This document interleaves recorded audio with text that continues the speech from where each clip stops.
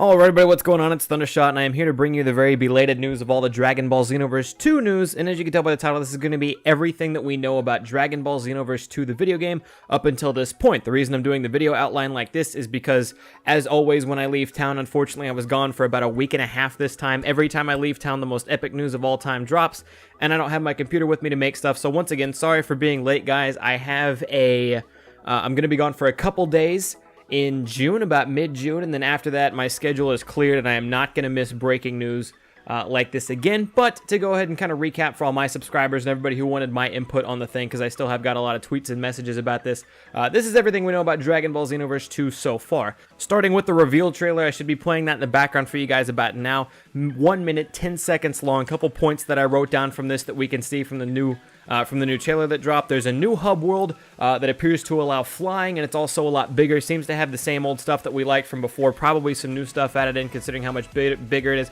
Very, very pretty new hub world. The old one wasn't exactly ugly, but it was kind of, your camera could only ever face downward, and you felt kind of cramped it sometimes, I feel like, and you had to go from loading zone to loading zone. I don't think loading zones are going to be the case in this new one, so a bigger hub world, hopefully from the looks of it, lack of loading zones, also very, very, very pretty area to be in. I know some people don't like the idea of a hub world. I personally did.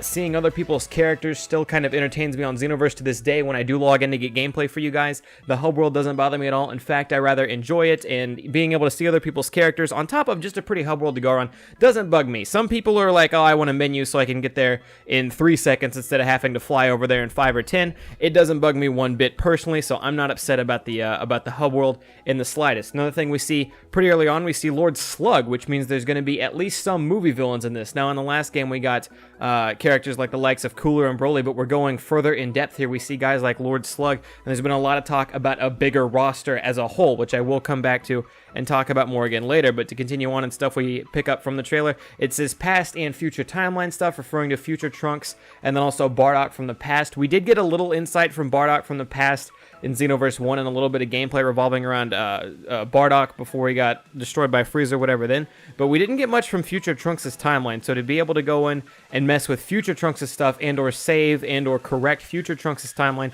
is pretty sweet. On top of that, they say outcomes you wished were different. That's a key point. We're going to talk about that later when we look at the scans that have been released.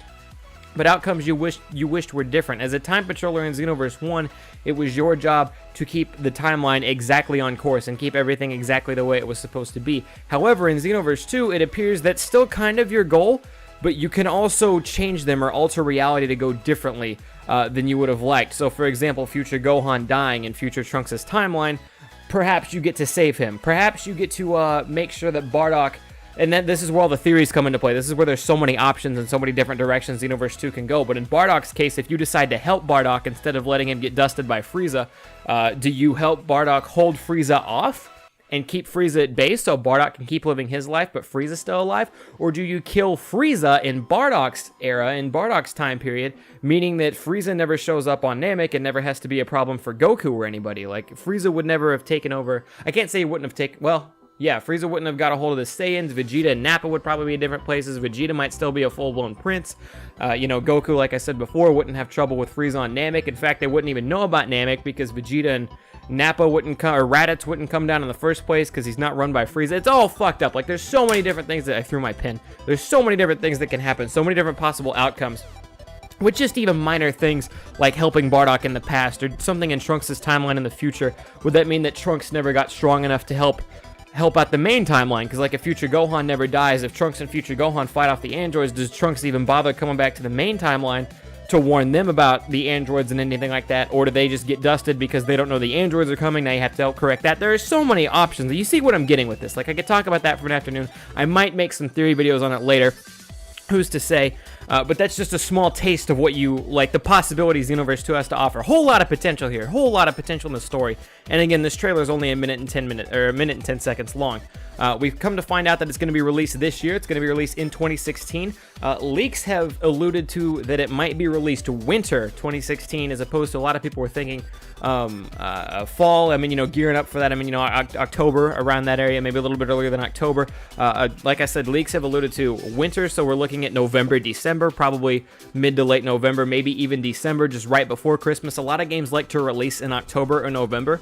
About mid-November. I think Call of Duty, for example, a lot of games like to release around mid-November because everybody buys the games. They try to get them on release when they can in November or October or whatever, and then all the kids and everybody who couldn't get it when it first came out tries to pick it up for Christmas come December. And then, of course, right after Christmas, everything goes on sale, and we don't get video games again until February. But that's kind of the idea behind it. But if they release winter, that means they're taking more time to work on it. I wouldn't be shocked if it was delayed, but who's to say?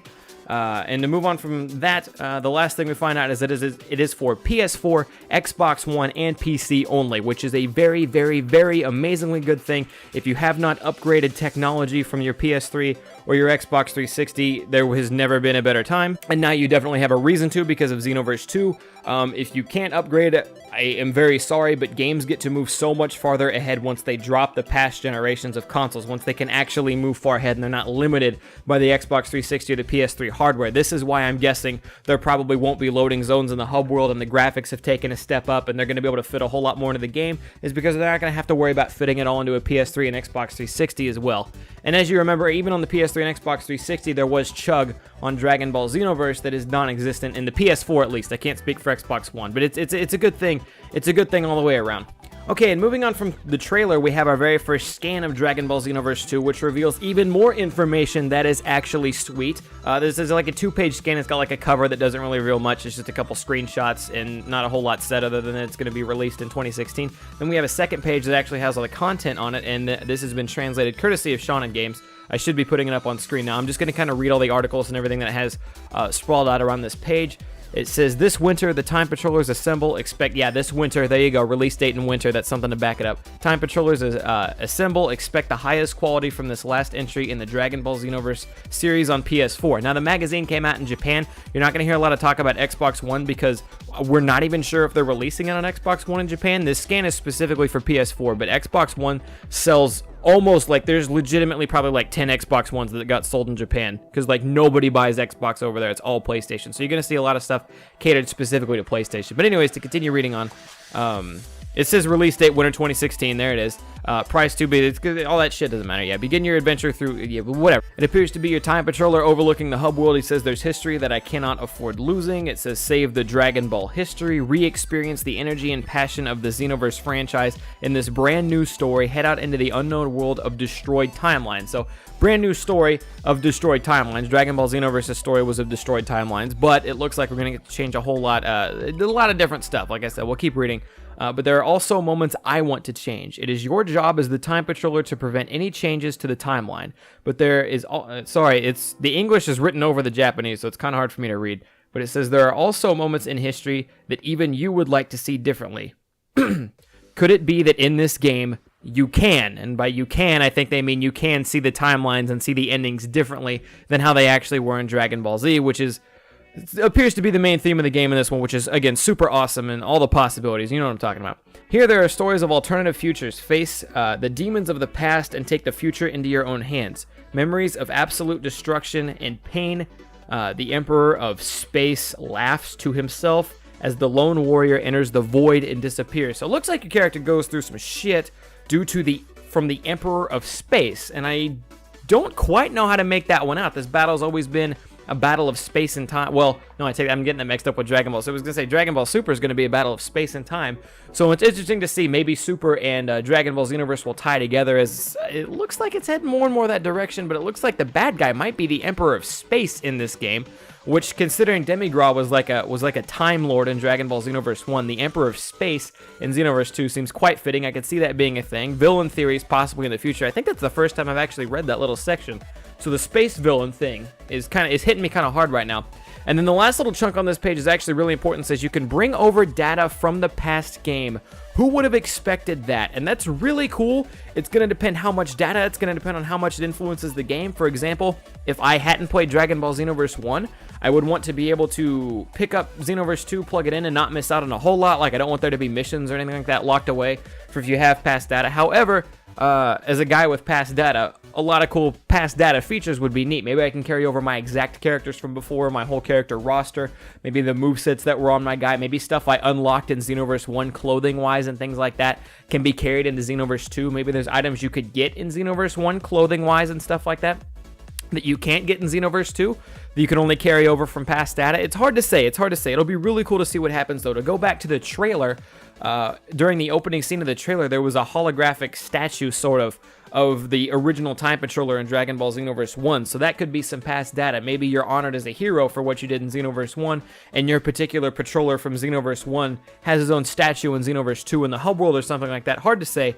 But yeah, that is the scan that's been brought out to us here. And to carry on even further with more news that we know about Dragon Ball Xenoverse 2 so far, some other stuff that we know that hasn't shown up on this trailer or the scans is Bandai Namco got feedback from the people who played Xenoverse, got feedback from a lot of people who played Dragon Ball Xenoverse, and heavily used that feedback from the first game, heavily influenced what's going to be in Dragon Ball Xenoverse 2. If I were I can't say anything for sure, but if I were a betting man, I would probably say that the whole RNG drop rate that everybody hated to get moves and clothes and stuff from Xenoverse 1, that's probably going to be gone, or at least extremely dimmed down to where it's not nearly as ridiculous as it was in Xenoverse 1. Something else I would guess, a lot of people hated the incredibly long grind once you got the DLC Pack 3, the incredibly long grind to get to your final level. If I were a betting man, I can't say anything for sure. I'm willing to bet that is going to be compromised one way or another, whether it be harder missions for more experience or whether it just be the grind to level 100 or 99 or whatever not being that bad. I would be willing to bet they would be correcting that as well. I'm sure there's a lot of stuff that they fixed. You can even tell by the hub world. People either wanted the hub world gone or they wanted a better hub world that they could fly in and that they could interact with more. And they gave us a better hub world that they can fly around with more interaction. I'm going to guess a bigger roster. In fact, I think that's been alluded to in a couple times already. A much bigger roster for Dragon Ball Xenoverse 2. I'm going to guess they've improved on a lot of stuff going over this. So I'm really, really looking forward to what we've seen so far. A couple complaints I wanted to sort of address that I've seen floating around the community. One of them that I saw was in the trailer. They used Gohan, Super Saiyan 2 Teen Gohan's father-son Kamehameha, and then Goku's Spirit Bomb that he used on Kid Buu animation. Both those animations were used in the trailer, and a lot of people said that was lazy and they were reusing it and the graphics weren't better, and I didn't understand. Like, if the graphics are one thing, but I don't know if they expected them to completely change the way that Gohan's father-son Kamehameha works. But it's looked like that in every game ever, and it's because that's exactly how it looked in the anime. I don't know how they wanted that to change or improve any. Graphically, I think it's going to have to be better because it's not being limited by Xbox 360 or PS3 anymore. But it was just a little confusing to see people upset, like, why does Gohan's Super Saiyan 2 father-son Kamehameha attack look exactly the same it did in Xenoverse 1, and exactly the same it did in Budokai Tenkaichi 3 and 2 in any 3D Dragon Ball game ever, and exactly like it did in the anime. Like, I don't know how you want that to be different, I guess. I was a little confused by those, but I don't know how they can improve what's already legitimately spot on to how it looked in the anime. And then other than that, some people were worried that the release date is too soon, that winter of 2016, which by the way is almost an entire 2 years after Dragon Ball Xenoverse was released, is too soon. Into that, at first when I was looking at it, and I thought it was a year, and then I thought it was a year and a half, and then I saw it was winter, and like, if it comes out in December, Xenoverse 1 came out in February of 2015, right? And Xenoverse 2 is going to be coming out in November, December of 2016, which is almost 2 full years. And if you're asking me personally, and I know it sounds like I'm just defending Xenoverse to the death, I'm just really excited for the game, and I'm choosing to see all the potential it has rather than how bad it could be, because we don't know a whole lot yet. But if you're asking me, 2 years is about a really solid amount of time for a game. Games that spit out once every single year seem to be getting shittier and shittier. We're looking at Assassin's Creed and Call of Duty and those franchises that spit out, the sports games that spit out one new game a year where there's not really much different, or like Assassin's Creed gives you a whole new world to go. You know what I mean? Like the upgrades are minor, the glitches are major, because a year is just too fast to be spitting at a game. 2 years, unless you're making a huge, absolutely phenomenally big game like Bethesda does with the Fallout games or the Skyrim, the Elder Scrolls games, or Rockstar does with Grand Theft Auto or maybe the Red Dead Redemption series, right? Unless you're making absolutely huge games like those, I think 2 years is about perfect, because as you can see, even EA, even Ubisoft can crank out a passable, not really passable Assassin's Creed game in 1 year.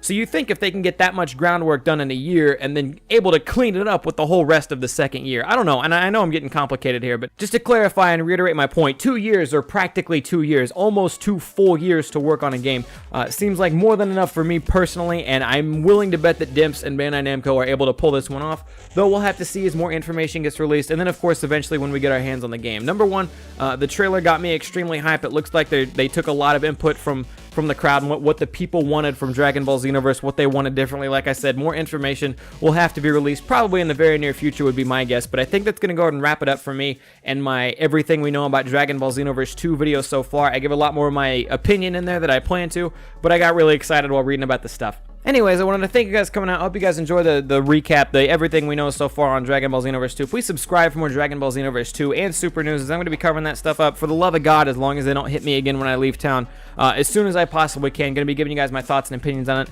Let me know what you think of the Dragon Ball Xenoverse 2 trailers, scans, everything we know so far down below. Does the release date still piss you off that they didn't wait 5 years to make a new Xenoverse game? Or did the fact that Gohan's move still looks exactly like it does in the anime upset you or anything like that? Feel free to let me know in the comment section down below. That's going to wrap it up. Thank you guys for coming out. Hope you guys enjoyed. Thundershot out. Peace late, and we will see you.